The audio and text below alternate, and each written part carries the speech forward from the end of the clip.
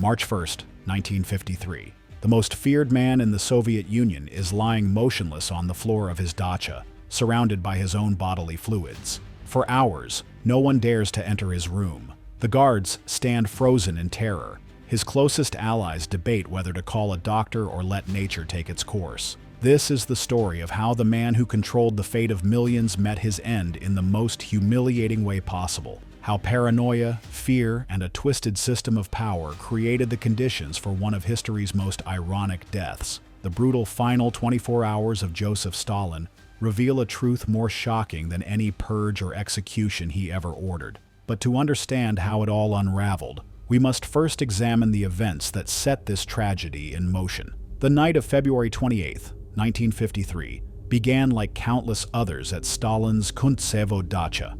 The Georgian dictator, now 74 years old, had settled into a routine that reflected both his advancing age and his deepening paranoia. The man who once worked through the night reshaping the Soviet Union now spent his evenings watching movies and dining with his inner circle until the early hours of the morning. The Kuntsevo dacha itself was a fortress of paranoia, a sprawling complex surrounded by multiple layers of security. The main residence, with its modest exterior hiding opulent interiors, had been designed to reflect Stalin's image as a man of the people who nonetheless enjoyed the privileges of absolute power. Every room was monitored, every conversation potentially recorded, every movement tracked by the ever-present security apparatus. Stalin's dinner guests that night included his most trusted lieutenants, Lavrenti Beria, the sinister head of the secret police, whose round spectacles concealed eyes that had witnessed unspeakable horrors; Georgy Malenkov,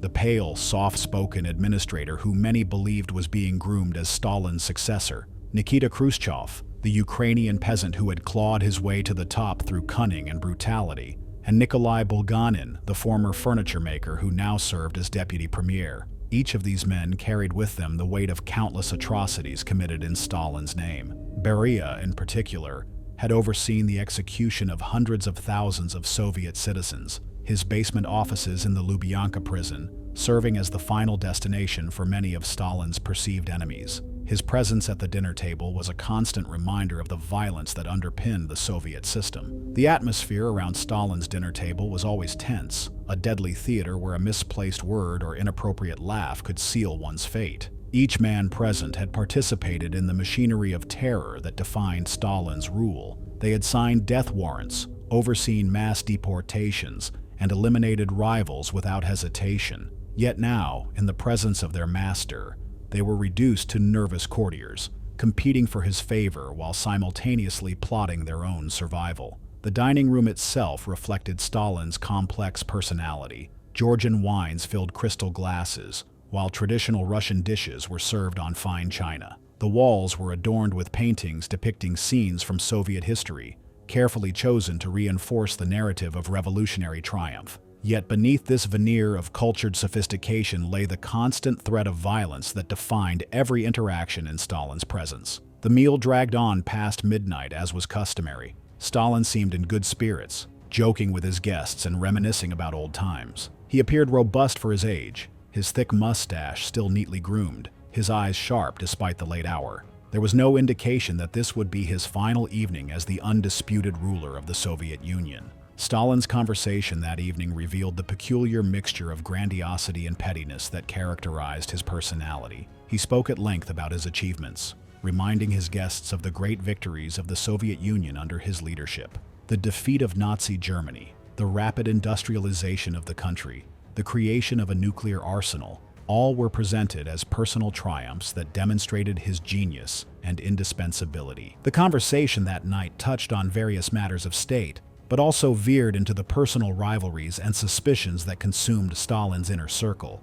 Beria and Khrushchev exchanged barbed comments while maintaining their forced smiles. Malenkov sat quietly, observing the dynamics around him with the calculating gaze of a man who understood that survival depended on reading the room correctly. The tension between Stalin's guests was palpable, reflecting the competitive atmosphere that the dictator deliberately fostered among his subordinates. He understood that by keeping his lieutenants suspicious of each other, he could prevent them from uniting against him.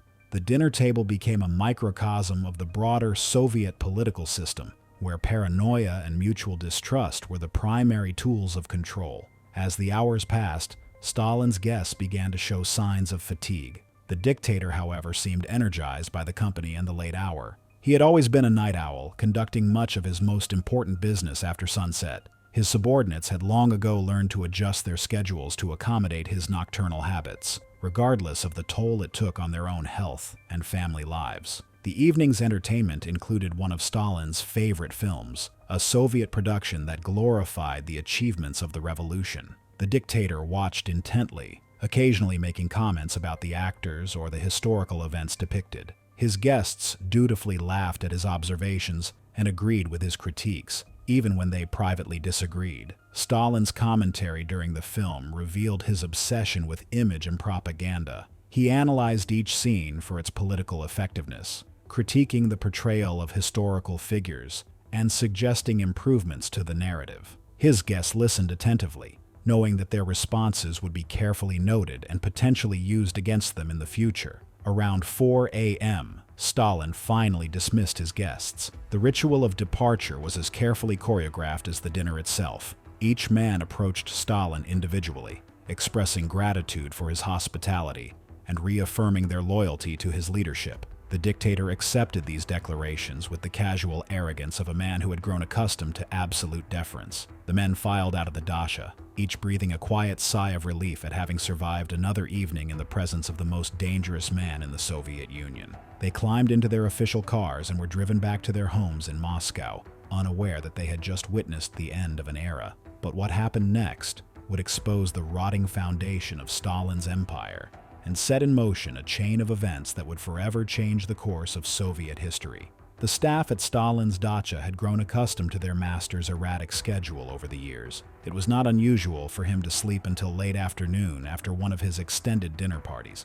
The guards, housekeepers, and security personnel had learned to move about their duties in complete silence during the morning hours, knowing that any disturbance could trigger a violent outburst. The daily routine at the Kuntsevo dacha was governed by an intricate system of protocols and procedures that had been developed over years of serving the Soviet dictator. Every staff member had specific duties and schedules that were designed to minimize contact with Stalin, while ensuring that his every need was anticipated and met. The household operated like a well-oiled machine, driven by fear and the knowledge that any mistake could have fatal consequences. March 1st passed quietly at first. The sun rose over the snow-covered grounds of the Kuntsevo dacha, casting long shadows across the carefully manicured landscape. Inside the residence, the staff went about their morning routines with practiced efficiency. The guards maintained their posts, the housekeepers prepared for the day's activities, and the kitchen staff began planning for the evening's meal. The head groundskeeper made his morning rounds, checking the security of the perimeter and ensuring that the grounds remained pristine. The snow had fallen heavily during the night, creating a peaceful blanket over the estate that belied the tension and fear that permeated every aspect of life at the dacha. The contrast between the serene, natural beauty and the atmosphere of terror was stark and unsettling. Inside the residence, the housekeeping staff went about their duties with mechanical precision. They had learned to perform their tasks without making any noise that might disturb Stalin's sleep. Every footstep was carefully placed, every door opened and closed with extreme care. The fear of awakening the dictator prematurely had become so ingrained that it governed every movement and action. As the hours passed, however, an unusual tension began to settle over the household. Stalin's personal valet, who was responsible for attending to the dictator's daily needs, noticed that no sounds were coming from the master's quarters. No footsteps, no running water, no calls for service. The silence was absolute and increasingly unsettling. The valet, a middle-aged man named Mikhail Butusov, had served Stalin for nearly a decade. He had witnessed the dictator's gradual decline in health and had learned to interpret his moods and needs with remarkable accuracy. The complete absence of any sounds from Stalin's quarters was unprecedented and deeply troubling.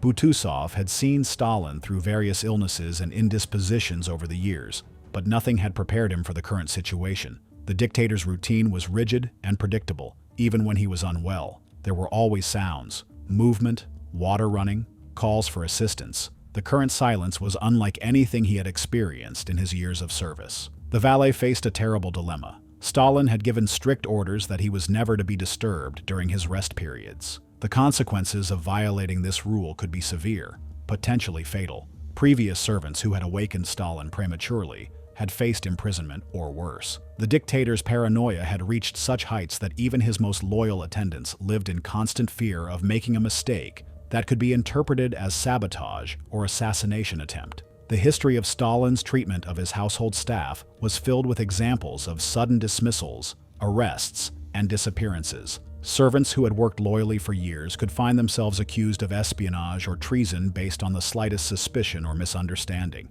The atmosphere of fear was so pervasive that it had become the defining characteristic of life at the dacha. Yet the silence was becoming impossible to ignore. By early evening, nearly 18 hours had passed since Stalin had dismissed his dinner guests. The valet paced nervously outside the dictator's suite, torn between his duty to check on his master's welfare and his terror of the consequences if he was wrong. The weight of the decision pressed down on Butusov like a physical force. He understood that his life hung in the balance, that the choice he made in the next few hours could determine whether he lived or died. The cruel irony of his situation was not lost on him. He might be condemned for showing too much concern for Stalin's welfare, or he might be blamed for failing to act when action was needed. The other members of the household staff began to whisper among themselves. They gathered in small groups, speaking in hushed tones about the unprecedented situation. Some suggested that perhaps Stalin was ill, while others wondered if he had simply decided to sleep longer than usual.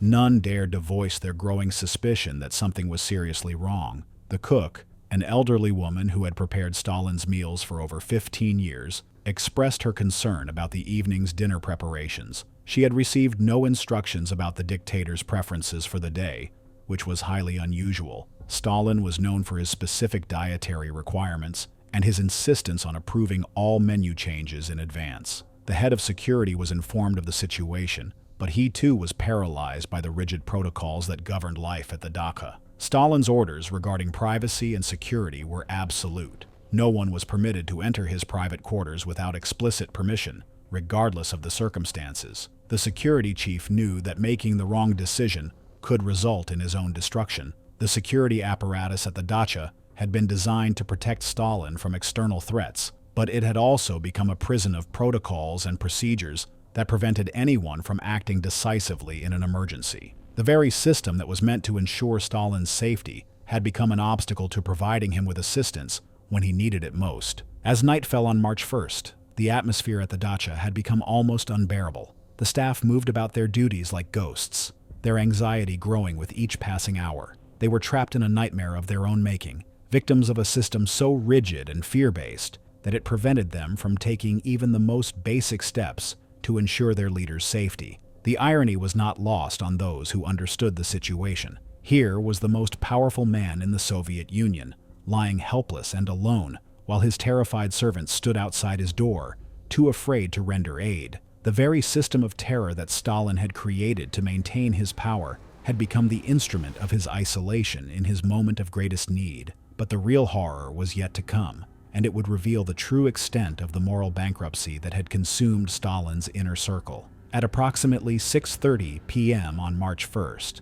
Stalin's valet finally summoned the courage to enter the dictator's private quarters. What he found there would haunt him for the rest of his life and expose the depths of degradation to which Stalin's empire had sunk. The door to Stalin's study opened with a soft creak that seemed to echo through the silent dacha. Butusov stepped cautiously into the room, his heart pounding with a mixture of fear and anticipation. The heavy curtains were drawn, casting the room in deep shadows that made it difficult to see clearly. The familiar scent of Stalin's tobacco mixed with something else, something unsettling and wrong. The scene that greeted the valet was one of complete helplessness and humiliation. Stalin lay sprawled on the floor of his study, his body contorted in an unnatural position. He had clearly been there for many hours, possibly since the early morning. His clothing was soiled, his face was pale and drawn, and his breathing was labored and irregular. The great dictator, who had commanded the fear and respect of millions, had been reduced to a pathetic figure lying in his own waste. The man who had decided the fate of entire nations with a casual signature was now unable to control his own bodily functions. The irony was brutal and complete. The study itself told the story of Stalin's collapse, Papers were scattered across the floor, suggesting that he had been working at his desk when the stroke occurred. A glass of water lay shattered nearby, its contents long since evaporated. The chair behind his desk was overturned, indicating the violence of his fall. The scene painted a picture of sudden, catastrophic medical emergency. Butasov's first instinct was to call for help, but even in this moment of crisis, the paralyzing fear that governed life in Stalin's household asserted itself. He stood frozen, unsure of what to do or whom to contact. The established protocols provided no guidance for this situation. Stalin himself had created a system so rigid and fear-based that it offered no mechanism for dealing with his own incapacitation. The valet's mind raced through the possible consequences of his actions. If he called for help and Stalin recovered, would he be punished for violating the dictator's privacy? If he failed to act and Stalin died, would he be blamed for negligence or worse? The system of terror that Stalin had created had turned every decision into a potential death sentence. After several minutes of panic, the valet finally decided to contact the head of security. The security chief arrived within minutes, took one look at the scene, and immediately understood the gravity of the situation. However, like the valet, he too was paralyzed by the implications of what he was witnessing. The security chief, Colonel Ivan Krustalev, was a veteran of Stalin's inner circle who had witnessed countless purges and executions. He had learned to survive by following orders precisely and never taking initiative that might be interpreted as overreach. Now, faced with a situation that required immediate action, he found himself unable to move beyond the rigid protocols that had governed his entire career. The two men stood over their fallen leader, debating their next move in hushed, urgent tones. Should they call a doctor immediately? Should they contact Stalin's political allies first? Should they attempt to move him to a more dignified position? Each option carried enormous risks and potential consequences. The conversation between Butasov and Krustalev revealed the depths of the psychological damage that Stalin's reign had inflicted on those around him. These were not cowards or incompetents, but men who had been so thoroughly terrorized that they could not trust their own judgment, even in a clear medical emergency. The system had stripped them of their basic humanity and capacity for independent thought. As they debated, Stalin's condition continued to deteriorate. His breathing became more shallow, his skin grew paler, and his body temperature began to drop. The delay in seeking medical attention was literally killing him, but the two men seemed paralyzed by the enormity of the decision they faced. The security chief made the decision to contact Beria first, reasoning that the secret police chief would know how to handle such a delicate situation. The call was made, and within an hour, Beria arrived at the dacha, accompanied by Malenkov.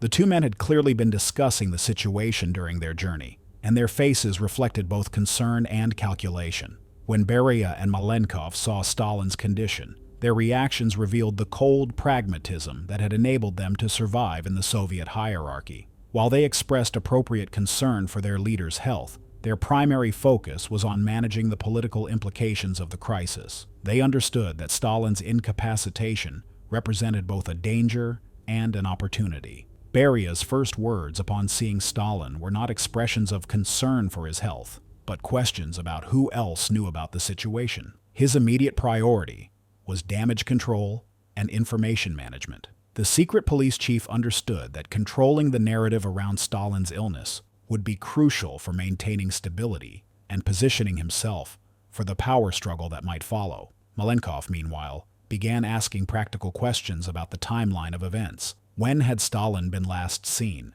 Who had discovered him? Had any doctors been called? His administrative mind was already working through the procedures that would need to be followed and the decisions that would need to be made. The discussion that followed was conducted in whispers, with frequent glances toward the fallen dictator. Beria, ever the strategist, argued for limiting the number of people who knew about Stalin's condition. Malenkov agreed, suggesting that they should carefully control information about the situation until they could determine the best course of action. The decision to delay calling for medical assistance was made with chilling calculation. The men reasoned that Stalin's condition appeared stable, despite his obvious distress. They convinced themselves that a few more hours would not make a significant difference in his recovery, but could provide them with valuable time to prepare for the political upheaval that would inevitably follow. This decision would prove to be one of the most consequential made in Soviet history, but at the time, It seemed like prudent political maneuvering to men who had spent their careers navigating the treacherous waters of Stalinist politics. As Stalin lay helpless on the floor of his study, his closest allies began the delicate process of positioning themselves for the power struggle that would inevitably follow his death. The scene that unfolded over the next several hours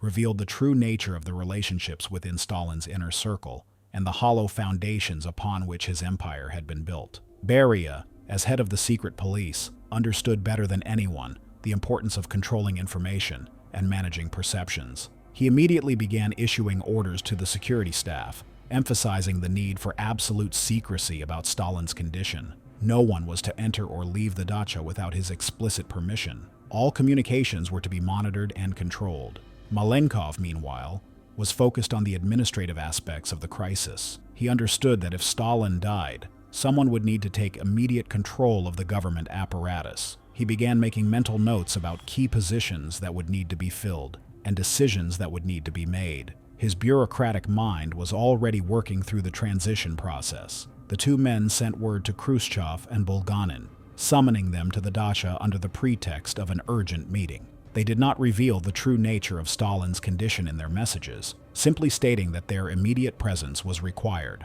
This deliberate ambiguity allowed them to control the narrative and manage their colleagues' reactions. When Khrushchev arrived at the dacha, his initial reaction was one of shock and concern. However, he quickly grasped the political implications of the situation and began calculating his own position in the coming power struggle. His years of experience in the brutal world of Soviet politics had taught him to think strategically, even in moments of crisis. Bulganin's arrival completed the gathering of Stalin's core leadership team. The four men now stood over their fallen leader, each lost in his own thoughts about the future. The conversation that followed was a masterclass in political calculation, with each participant carefully weighing his words and actions. The discussion centered on two critical questions: when to call for medical assistance and how to manage the information about Stalin's condition.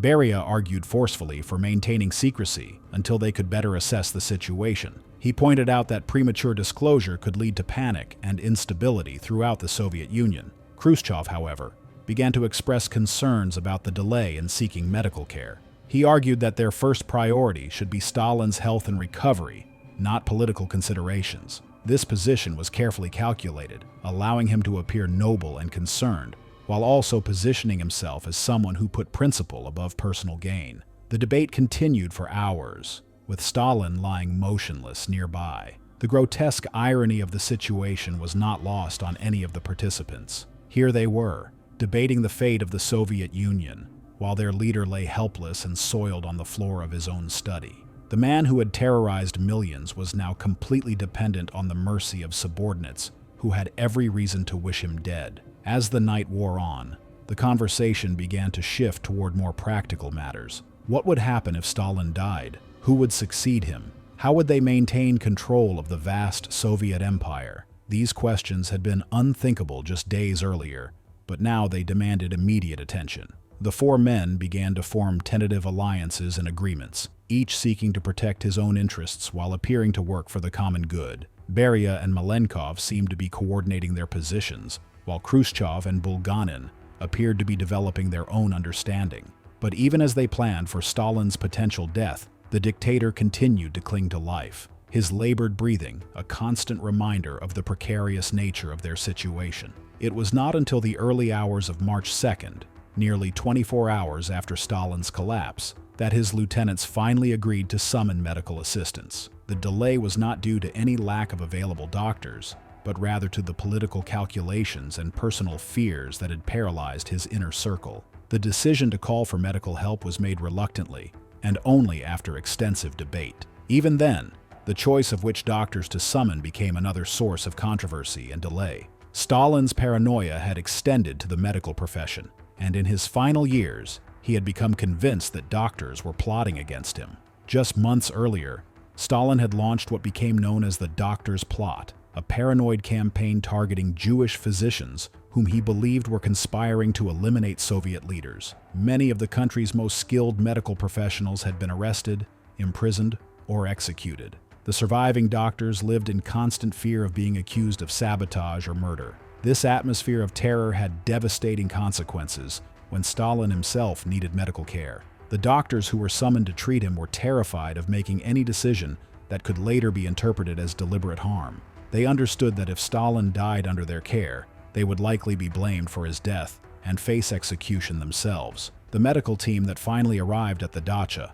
was led by Professor Lukomsky, one of the few prominent physicians who had survived Stalin's recent purges. Lukomsky was a skilled doctor, but he was also a man haunted by the knowledge that his profession had become a target of the dictator's paranoid delusions. When the doctors entered Stalin's study, they found a scene of shocking degradation. The leader of the Soviet Union had been lying in his own waste for more than a day, his condition deteriorating with each passing hour. The delay in seeking medical care had almost certainly worsened his prognosis and increased his suffering. The initial examination revealed that Stalin had suffered a massive stroke, technically known as a cerebral hemorrhage. The damage to his brain was extensive, and his condition was critical. However, the doctors were reluctant to make any definitive statements about his prognosis, knowing that delivering bad news could be interpreted as a form of sabotage. The medical team faced an impossible situation. They needed to provide treatment for their patient, but they also needed to protect themselves from the political consequences of their actions. Every decision they made could potentially be scrutinized later and used as evidence of incompetence or malicious intent. The doctors began administering basic care, cleaning Stalin and attempting to make him more comfortable. However, their treatment options were limited by both the severity of his condition and their own fears. They were afraid to administer certain medications or procedures that might be necessary, knowing that if Stalin died, they would be blamed regardless of the medical justification for their actions. As the doctors worked, Stalin's political allies watched their every move with suspicious eyes. Each medical decision was questioned and debated, creating an atmosphere of tension and mistrust that made effective treatment nearly impossible. The physicians found themselves treating not just a patient with a severe stroke, but also navigating a minefield of political intrigue and personal danger. The irony was profound and tragic. Stalin's paranoid persecution of doctors had created a situation where the medical professionals who might have saved his life were too terrified to provide optimal care. The system of terror he had created had turned against him in his moment of greatest vulnerability. Throughout the day, Stalin's condition continued to deteriorate. His breathing became more labored, his responses less frequent. The man who had controlled the fate of millions was slipping away, surrounded by people who feared him, even as he lay dying. As March 2nd gave way to March 3rd, it became increasingly clear that Stalin's condition was beyond medical intervention. The damage caused by his stroke was too severe, and the delay in receiving treatment had eliminated any realistic hope of recovery. The man who had seemed invincible was now facing the one enemy he could not defeat, his own mortality. The atmosphere at the dacha became increasingly surreal as Stalin's condition worsened. His political allies continued their whispered conversations about the future, while doctors moved quietly around the dying dictator. The household staff went about their duties with mechanical precision, still too frightened to show any emotion or opinion about the unfolding tragedy. Stalin's physical decline was matched by the gradual disintegration of the fear-based system that had held the Soviet Union together. His subordinates began to speak more freely among themselves, though still in hushed tones. The iron grip of terror that had defined their lives for decades was slowly loosening, even as its architect lay dying before them. Beria, ever the opportunist, began to assert himself more aggressively as Stalin's condition deteriorated. He started issuing orders to the security staff and making decisions about access to the dacha. His actions revealed his expectation that he would play a major role in the post-Stalin government, and he was already beginning to position himself for the power struggle that would follow. Khrushchev, meanwhile, watched these developments with growing concern. He understood that Beria's control of the secret police apparatus made him the most dangerous potential successor to Stalin. The Ukrainian began to think carefully about how to counter Beria's influence while protecting his own position in the coming upheaval. The doctors continued their vigil, monitoring Stalin's vital signs and providing what comfort they could. However, their role had essentially become that of witnesses rather than healers. They documented the dictator's decline with clinical precision, knowing that their notes would likely be scrutinized for any evidence of negligence or malicious intent. As the hours passed, Stalin's breathing became increasingly irregular. His face, once so feared throughout the Soviet Union, had become pale and drawn, The powerful jaw that had delivered countless death sentences was now slack and helpless. The eyes that had struck terror into the hearts of millions were now unfocused and distant. The transformation was complete and devastating. The man who had shaped the destiny of the Soviet Union through sheer force of will and brutality was now reduced to a failing biological organism, dependent on others for his most basic needs. The contrast between his former power and his current helplessness was stark and sobering. At approximately 9:50 p.m. on March 5, 1953, Joseph Stalin drew his final breath. The man who had ruled the Soviet Union with an iron fist for nearly 3 decades was dead. His passing was noted clinically by the attending physicians, who carefully recorded the time and circumstances of his death. The immediate reaction of those present was a mixture of relief, uncertainty, and carefully controlled emotion. No one dared to celebrate openly, but there was a palpable sense that an era had ended. The fear that had dominated their lives for so long was beginning to lift, replaced by anxiety about an uncertain future. Beria was the first to speak after Stalin's death was confirmed. He immediately began issuing orders about securing the dacha and controlling information about Stalin's passing. His actions revealed that he had been planning for this moment and was ready to move quickly to consolidate power. The news of Stalin's death would soon spread throughout the Soviet Union and around the world, triggering a period of uncertainty and change that would reshape the communist empire. But for now, in the quiet of the Kuntsevo dacha, the man who had terrorized millions had finally met his end in the most human and humbling way possible. The death of Joseph Stalin in March 1953 marked not only the end of one of the most repressive and blood-soaked eras in modern history, but also the beginning of a complex and turbulent transition for the Soviet Union. His passing signaled the collapse of a system built around a singular, all-powerful figure whose rule had combined personal tyranny with a vast machinery of state repression. Yet even in death, Stalin's shadow loomed large. The immediate aftermath of his demise revealed the deep psychological scars and institutional traumas that decades of fear, purges, and totalitarian control had imprinted on the Soviet leadership and society as a whole. For the men who had spent their careers orbiting Stalin, his closest lieutenants, sycophants, and enforcers, his death offered a sudden and bewildering liberation. Freed from the suffocating grip of his personal authority,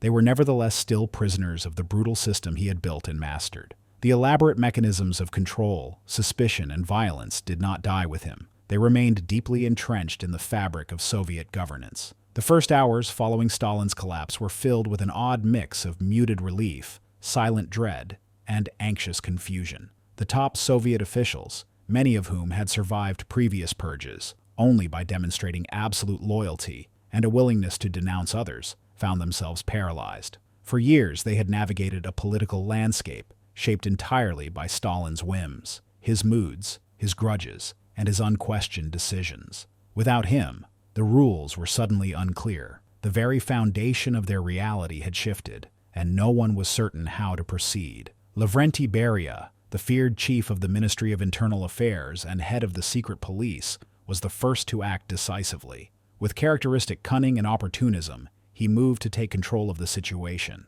As the keeper of the state's vast surveillance and enforcement apparatus, Beria was uniquely positioned to manipulate both information and people. He immediately began orchestrating Stalin's medical care, funeral arrangements, and internal communications, effectively placing himself at the center of the unfolding political drama. He understood, perhaps better than anyone, that the vacuum of leadership would not last long, and that timing, loyalty, and perception would determine who rose and who fell. The official announcement of Stalin's death, broadcast to a stunned nation, was carefully crafted to mask the chaos behind the scenes. The Soviet people were told that their great leader had passed peacefully after a brief illness, surrounded by his most loyal comrades. In reality, Stalin had lain incapacitated for hours on the floor of his Kuntsevo dacha, unattended and ignored out of sheer terror by his subordinates, who feared the consequences of acting without direct orders. His final hours were marked not by dignity or honor,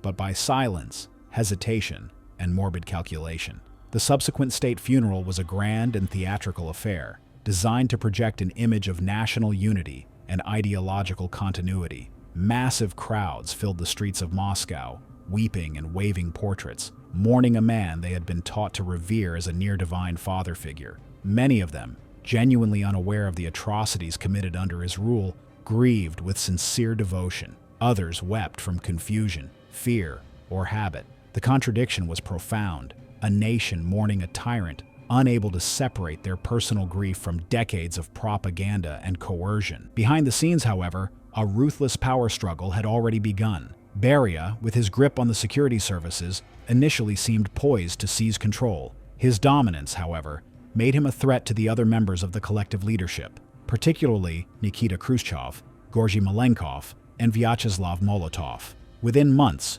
Beria was arrested in a carefully staged coup by his former allies, accused of treason, and executed after a secret trial.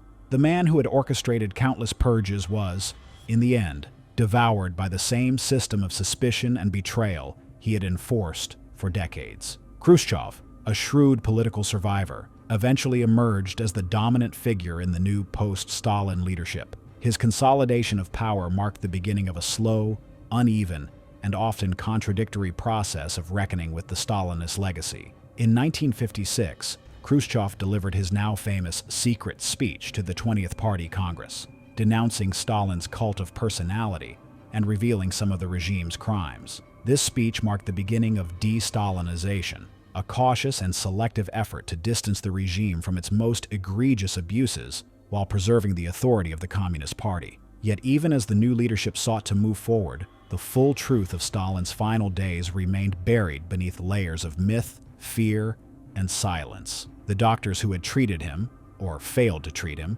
continued to be viewed with suspicion. Some were arrested or interrogated, accused of medical negligence or even participation in an imagined conspiracy. Their fate was a grim echo of the so-called doctor's plot, a Stalinist fabrication alleging a plan by Jewish physicians to assassinate Soviet leaders. Although the charges had been quietly dropped after Stalin's death, the atmosphere of paranoia lingered. The staff at the Kuntsevo dacha too found themselves under investigation. Every action, every hesitation during Stalin's final hours was scrutinized for signs of treachery. The fear that had once prevented them from entering his room without permission now transformed into fear of punishment for not doing so. It was a cruel irony. The terror Stalin had instilled in those around him had likely cost him his life, yet the same terror ensured that those who hesitated would now be blamed for his death. Perhaps most tragically, the architecture of Stalin's tyranny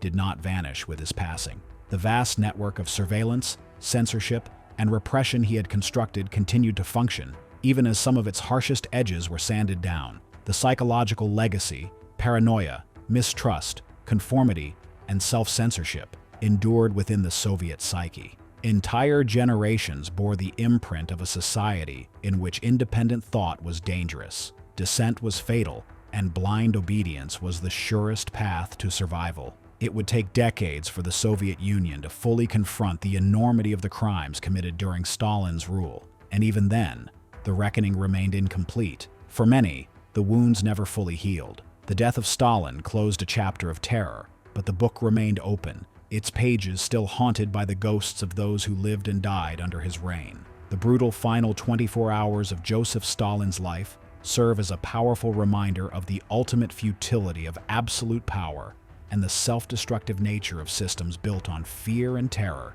If you enjoyed this video, please like and subscribe to our channel so you never miss out on more history documentaries.